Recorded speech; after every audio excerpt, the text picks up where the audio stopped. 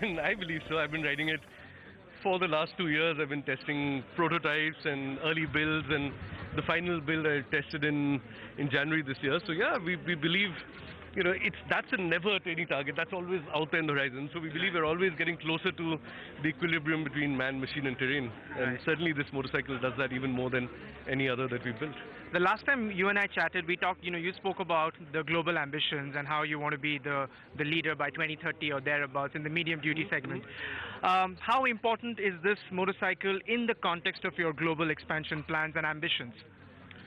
It is very important in our larger scheme of things in our plans, but it's not urgent. We want the market to develop over time. We can't force a market to happen, right? So in India and let's say lower middleweights, there aren't really any adventure tourers like this. So it's not a ready-made market which we're entering an existing market which somebody else has and we're sort of going to take share. We're creating a market. So we wanted to nurture nicely and relevantly. So the right people should be getting it for the right reasons. And over time, the market will develop. We're sure about that. It might take a year, it might take 5, it might take longer, but we're going to make it happen, right? Yeah, I don't want to tie you down to numbers, Siddharth, but just tell us a little bit, about the story behind the Himalayan. Okay.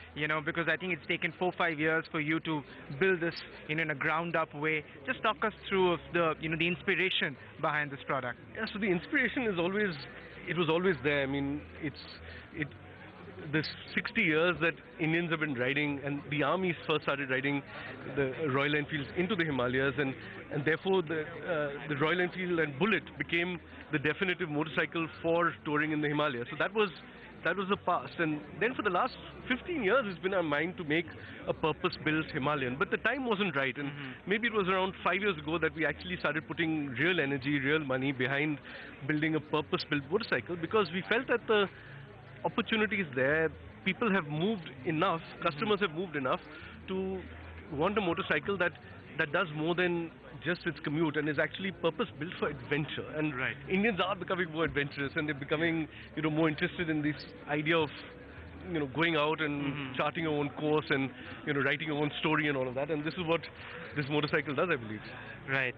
India sales, you said about 5%. All right, so that's the Himalayan, the latest